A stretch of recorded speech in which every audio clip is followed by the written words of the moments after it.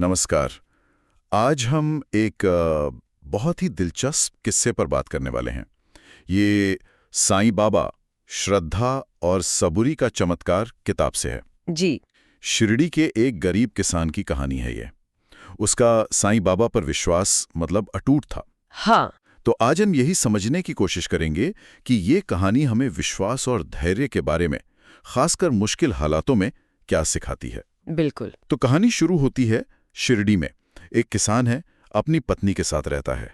हालत, जैसा आपने कहा, बहुत खराब। हाँ, मतलब खेत सूखे पड़े हैं, घर में अनाज नहीं है बिल्कुल। बच्चों के भविष्य की चिंता अलग, एक पूरी निराशा वाली स्थिति है। ऐसी ही हालत में जाहिर है वो किसान सोचता है कि चलो शहर जाकर कुछ मजदूरी कर लूं। हाँ, कुछ तो करना पड़ेगा। जी। लेकिन तभी उसकी पत्नी उसे एक सलाह देती है। अच्छा। वो कहती है कि जाने से पहले एक बार शिरडी जाकर साईं बाबा का आशीर्वाद क्यों नहीं ले लेते। ये एक अहम मोड़ है कहानी में। जी बिल्कुल। ये शायद कह सकते हैं विश्वास की तरफ पहला कदम था उसका। तो किसान भारी मन से ही सही पहुंचता है बाबा के पास। हाँ। और अपनी सारी परेशानी, अपनी निराशा सब कह डालता है। बताता है कि भाई अब कोई उम्मीद नहीं दिख रही। और यहाँ बाबा का जो जवाब है वो बड़ा अनोखा है। हाँ, किताब में लिखा है वे मुस्कुराए और फिर उसे लगभग डांटते हुए बोले। डांटते हुए? हाँ। अरे मूर्ख, दुखी क्यों होता है? तेरा घर का आंगन तो अनाज से भरने वाला है। बस विश्वास रख और घर लौट जा। ये डांटना कैसा था? गुस्सा या कुछ और? देखिए, ये बात बहुत महत्वपूर्ण है। बाबा का जवाब सिर्फ एक दिलासा नहीं था। सही। ये एक साफ निर्देश था, हुक्म था एक तरह से। विश्वास रखो और लौट जाओ।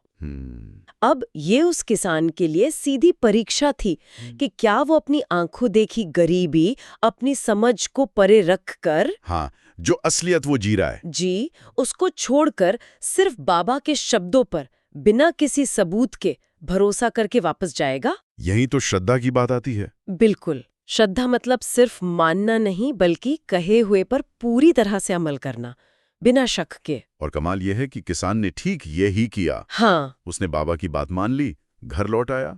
ये दिखाता है उसका विश्वास। जी। और फिर जो हुआ उसे चमत्कार ही कहेंगे। अगले ही दिन? हाँ, अगले ही दिन जबरदस्त बारिश होती है। बारिश होती है, वो सूखे खेत हरे भरे हो जाते हैं और फसल इतनी अच्छी होती है कि उसका घर सच में अनाज से भर जाता है। बिल्कुल वैसा ही जैसा बाबा ने कहा था। हाँ, शब्दशः। तो ये नतीजा सीधे तौर पर बाबा के उस आश्वासन को, उस वचन को सच साबित करता है। किसान की आंखों में आंसू आ जाते हैं। वो बाबा को दयालु पिता कहता है। हाँ, क्योंकि उसके भूखे परिवार का पेट भरा था। और यहाँ देखिए, सबूरी यानी धैर्य का फल भी है। हाँ, ये भी है। उसने बाबा की बात मानकर इंतजार किया, सब्र रखा और अगले ही दिन नतीजा मिल गया। श्रद्धा के साथ सबूरी भी। जी, दोनों। सबूरी का मतलब सिर्फ इंतजार नहीं, बल्कि उस मुश्किल घड़ी में भी शांति और धीरज बनाए रखना। तो ये कहानी असल में साईं बाबा की जो सबसे मुख्य शिक्षा है, श्रद्धा और सबूरी रखो। हाँ। बाकी सब मैं देख लूंगा। बिल्कुल। उसको एकदम सामने लाती है। विश्वास रखो, धैर्य रखो, बाकी ईश्वर पर छोड़ दो। जी। और कहानी के आखिर में भी यही बात कही गई है कि जिसने सच्चे दिल से उन्हें पुकारा, बाबा ने उसका कभी अहित नहीं होने दिया। हाँ। तो ये कहानी दिखाती है कि कैसे किसान की श्रद्धा यानी बाबा की बात मानकर लौटना और उसकी सबूरी यानी वो एक दिन का धैर्य, हाँ, वो एक दिन, दोनों ने मिलकर उसकी पूरी परिस्थिति ही बदल दी।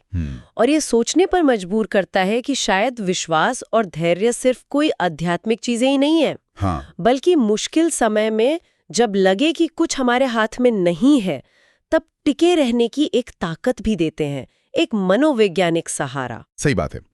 तो इस किस्से का सार निचोड़ यही है कि अटूट विश्वास और धैर्य, जैसा साईं बाबा ने सिखाया, वो मुश्किल से मुश्किल वक्त में भी एक उम्मीद जगा सकते हैं। हाँ, उम्मीद तो जगा ही सकते हैं और शायद जैसा इस कहानी में हुआ, रास्ता भी बना सकते हैं। बिल्कुल। और ये हमें इस सवाल के साथ छोड़ जाता है कि जब बाहरी दुनिया में सब कुछ अनिश्चित लगे, हमारे नियंत्रण से बाहर लगे, तब अपने अंदर का ये विश्वास, ये धीरज बनाए रखना, ये कितना मायने रखता है। क्या ये सिर्फ मन को समझाने की बात है या इसका वाकई हमारी असलियत पर भी कोई असर पड़ता है?